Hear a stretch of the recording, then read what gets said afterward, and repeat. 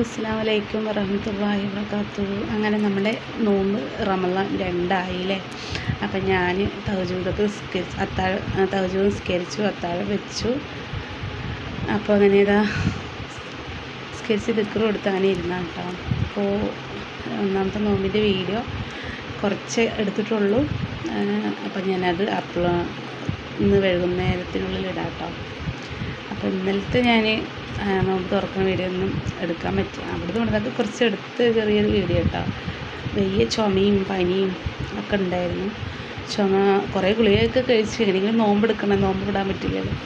അപ്പോൾ എടുക്കാൻ വേണ്ടിയിട്ട് കുറേ ഗുളിക കഴിച്ചു, കുറേ മരുന്ന് കുടിച്ചു. റമളാൻ എത്തിയേറുന്നൊരു സന്തോഷമായിരുന്നു. അപ്പോൾ മരുന്നൊക്കെ വേഗം കഴിച്ച് എന്താ പറയുക മാറ്റാൻ നോക്കിയതാണ്. എന്നാലും പനിയൊക്കെ മാറി. അത് റിജിക്കുട്ടിക്ക് ഒരാൾക്ക് വന്നാൽ പിന്നെ എല്ലാവർക്കും വരുമല്ലോ. അപ്പോൾ ഇൻഷിമോൾക്കും ചുമയാണ്, ചെറിയൊരു പനിയുണ്ട്. അപ്പോൾ റിജിക്കുട്ടിക്ക് ഇത് സമാധാനം ഉണ്ട് കേട്ടോ. ഹോസ്പിറ്റലിലൊക്കെ പോയി ആവി പിടിച്ചു, പിന്നെ എനിക്കും കാണിച്ചു, മരുന്ന് മേടിച്ചു, കുറേ മരുന്ന്. പിന്നെ അത്താഴത്തിനാണ് ഞാൻ മരുന്നൊക്കെ കഴിക്കുന്നത്. പിന്നെ അത് കഴിഞ്ഞ് നോമ്പ് തുറന്ന ശേഷം കഴിക്കും. അപ്പോൾ എന്തായാലും നിങ്ങൾ നോമ്പിൻ്റെ വീഡിയോ ഇടാണ്ടാകുമ്പോൾ ഒരു ഇടങ്ങേറ്. എന്തായാലും ഇൻഷാ അല്ലാഹ് എന്താ സുബഹി വാങ്ക് വിളിച്ചു, നിസ്കരിക്കട്ടെ. അങ്ങനെ നമുക്ക് എല്ലാ നോമ്പും എടുക്കാനുള്ള ആയുസ്സ് ആരോഗ്യമൊക്കെ പഠിച്ചവൻ തരട്ടെ.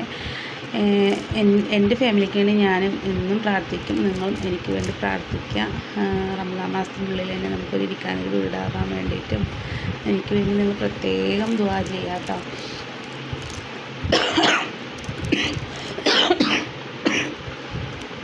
ചുമ മാറിയിട്ടില്ല, എന്നാലും എന്താ പറയുക അഡ്ജസ്റ്റ് ചെയ്യാന്ന് തന്നെ പറയാം. മാറാൻ വേണ്ടി കുറേ മരുന്നൊക്കെ കഴിക്കുന്നുണ്ട്. അതാ അത്താഴത്തിന് എണിച്ച് മരുന്നൊക്കെ കഴിച്ചിട്ടാട്ടോ ഞാൻ അത്താഴം വെച്ചത്. പിന്നെ അങ്ങനെ ഇതാ അപ്പോൾ ഇനി വീഡിയോ ഇടുന്നുണ്ട്. അപ്പോൾ എല്ലാവരും കാണാം. ഒരു കുഞ്ഞു വീഡിയോ ആണ്, അവിടെ നിന്ന് ഇവിടുന്നൊക്കെ എടുത്തിട്ടുള്ളൊരു വീഡിയോ. അപ്പോൾ രണ്ടാം നോമ്പിൻ്റെ അത്താഴം സമയം വാങ്ങി വിളിച്ചു കേട്ടോ. ഇനി വെള്ളമൊന്നും കുടിക്കാൻ പറ്റില്ല. അപ്പോൾ എന്തായാലും ഞാൻ സുബഹി നിസ്കരിച്ചിട്ട് കുറച്ച് നേരം ഒന്ന് ഓതിയിട്ട് അങ്ങനെ കുറച്ച് നേരം ഒന്ന് കിടക്കാൻ പറ്റുള്ളൂ. അപ്പത്തിനും നേരം വെളുക്കുമല്ലോ. അപ്പോൾ സുബഹി നിസ്കരിച്ചിട്ട് ഞാൻ കുറച്ച് നേരം ഖുർആൻ ഓതിയിട്ട് നേരം ദിക്റൊക്കെ എടുക്കുകയായിരുന്നു കേട്ടോ.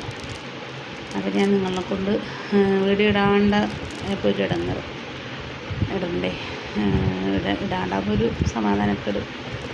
അപ്പോൾ എന്തായാലും നിങ്ങൾ എനിക്ക് വേണ്ടി റമളാൻ മാസത്തിൽ മരിച്ചുപോയി എനിക്കിപ്പോൾ എൻ്റെ ആങ്ങളുടെ മോനില്ലാത്തൊരു വിഷമമുണ്ട്. അപ്പോൾ അവനിക്ക് വേണ്ടി നിങ്ങളും ദുആ ചെയ്യുക. ഈ ഒരു റമളാൻ മാസത്തിൽ അവനിക്ക് നോമ്പ് എടുക്കാനും നോക്കാനും ഒന്നും പറ്റാണ്ട് പോയി.